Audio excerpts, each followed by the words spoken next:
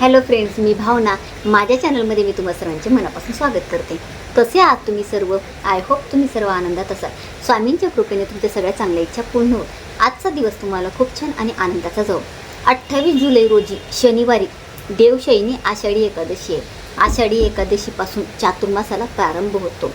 चातुर्मास म्हणजे आषाढी एकादशी ते कार्तिक एकादशी या 4 महिन्यात भगवान श्रीहरी विष्णू क्षीरसागरात शेषशय्येवर निद्रावस्थेत जातात, म्हणजे झोपी जातात. 4 महिने ते निद्रावस्थेत असतात आणि या सगळ्या जगाचा कारभार महादेव सांभाळत असतात. श्री शंकर हे सांभाळत असतात, आपला सांभाळ करत असतात. तर आपल्याला चातुर्मासात जास्तीत जास्त भगवान विष्णूंची सेवा करायची. काय करायचे त्यावर व्हिडिओ येणार आहे. आपल्याला चातुर्मासात गोपनव्रतसुद्धा करायचं आहे, त्याबद्दलसुद्धा लवकरच व्हिडिओ येणार आहे. आषाढी एकादशीला भरपूर विठ्ठलाचे वारकरी विठ्ठलाची वारी करत असतात. परंतु आता वातावरण बघितलं तर असं आहे की म्हणजे पाऊस असा आहे की म्हणजे प्रत्येकाला तिथे जाणं शक्य नाही. जवळ असेल तर जाऊ शकतो, परंतु सगळ्यांनाच जाणं शक्य होत नाही. तर आपल्याला घरी बसून भगवान श्री हरी विष्णूंची जास्तीत जास्त सेवा करायची आहे. ती तरी आपल्याला घरी बसून करायची आहे. तर आपल्याला काय काय सेवा करायची आहे याबद्दलसुद्धा व्हिडिओ येणार आहे. आजचा व्हिडिओ आहे तो म्हणजे या दिवशी आपल्याला भगवान श्री हरी विष्णूंचा एक मंत्र आहे, म्हणजे पांडुरंगांचा मंत्र. पांडुरंगाचा मंत्र आपल्याला या दिवशी या मंत्राचा जप करायचा आहे. 1 माळ या मंत्राचा जप करा आणि बघा तुमचे जे काही मागच्या जन्माचे वाईट कर्म असतील त्याचा नाश होणार आहे. त्याचंही जड या जन्मात तुम्हाला लागणार नाही. पुण्याची तुम्हाला प्राप्ती होणार आहे. असा आषाढी एकादशीचा हा दिवस आहे. तर या दिवशी या मंत्राचा जप कोणत्या वेळेला करायचा, कशा पद्धतीने करायचा, किती वेळा करायचा, कोणी करावा, या दिवशी महिलांचे पिरियड सुतक विटाळ काही असेल तर काय करावे याबद्दलची संपूर्ण माहिती मी तुम्हाला आजच्या व्हिडिओमध्ये देणार आहे. आणि या दिवशी उपवास कशा पद्धतीने करायचा याबद्दलची सुद्धा माहिती मी तुम्हाला आजच्या व्हिडिओमध्ये देणार आहे.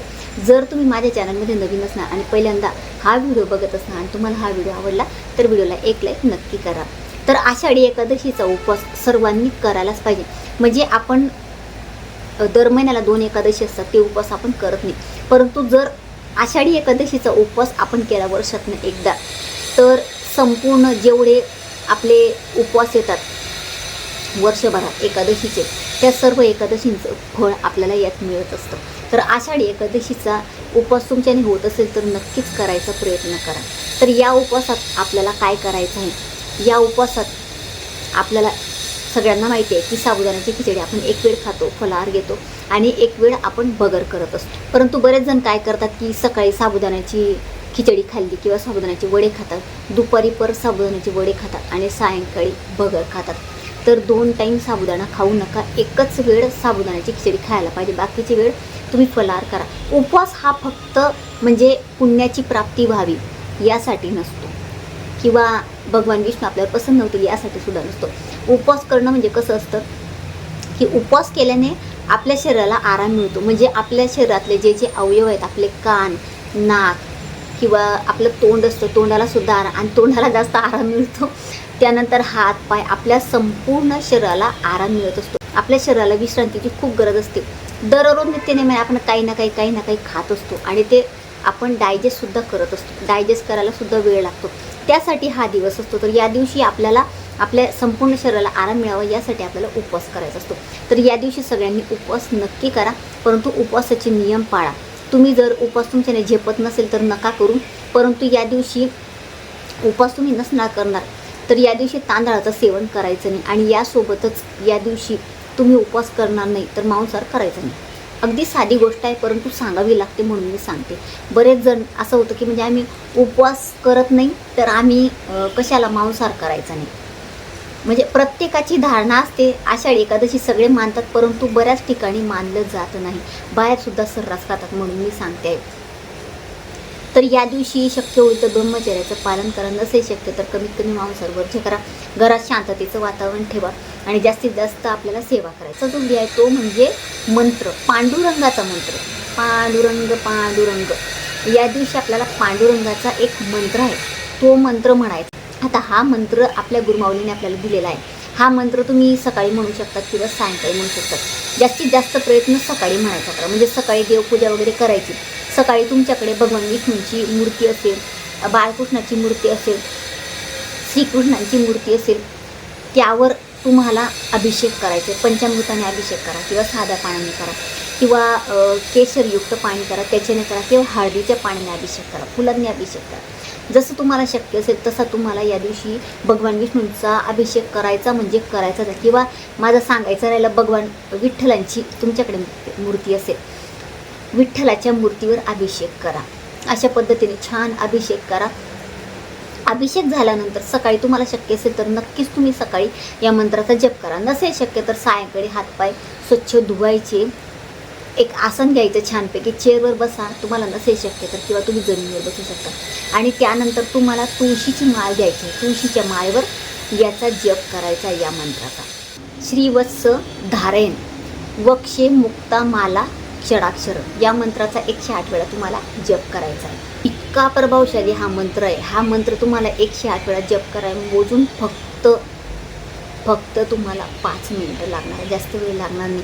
घरातले जेवढे व्यक्ती त्यांना सगळ्यांना सांगा. पांडुरंगाचा अतिशय प्रभावशाली हा मंत्र आहे आणि आषाढी एकादशीला या मंत्राचा जप व्हायलाच पाहिजे. प्रत्येक घरात, ज्या घरात या मंत्राचा जप होतो त्या घरात कुठली नकारात्मकता राहत नाही.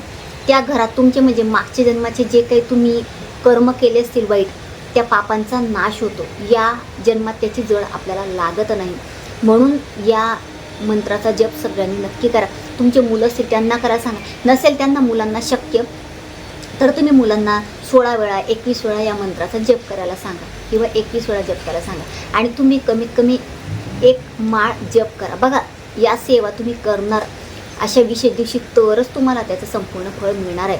फक्त उपाय करून होणार नाही किंवा फक्त मंदिरात जाऊन देवाचं दर्शन घेऊन सुद्धा होणार नाही. तर घरी बसून अशी सुंदर सेवा करा. या मंत्राचा जास्तीत जास्त जप करा आणि हा व्हिडिओ जास्तीत जास्त शेअर करा, म्हणजे इतर जणांना सुद्धा या सेवेचा लाभ घेता येईल. किंवा कमीत कमी ओरली तरी हा मंत्र तुम्ही कोणाला तरी द्या, म्हणजे ते या मंत्राचा जप करतील आणि जास्तीत जास्त आपल्याला सेवा लोकांना देता येईल. प्रत्येकाचं भलं आपल्याला करता येईल. आता या दिवशी महिलांचे पिरियड्स आले, सुतक आले, विटाळालं काही आलं तर तुम्ही छानपैकी हा मंत्र तुम्हाला बघा, यूट्यूबवर तुम्ही सर्च करा हा मंत्र, पांडुरंगाचा मंत्र. तुम्हाला स्क्रीनवर सुद्धा मी तो मंत्र देईल, तर तुम्ही तो मंत्र सर्च करा. तो मंत्र तुम्हाला मिळाला तर तुम्ही यूट्यूबवर लावून द्या आणि तो मंत्र तुम्ही श्रवण करा. श्रवण तरी करायचा प्रयत्न करा. आणि या दिवशी आपल्याला खूप छान छान सेवा करायच्या आहेत. जितक्या जास्तीत जास्त होईल तेवढ्या सेवा करा. त्या सेवा कोणत्या करायच्या याबद्दल व्हिडिओ येणार आहे.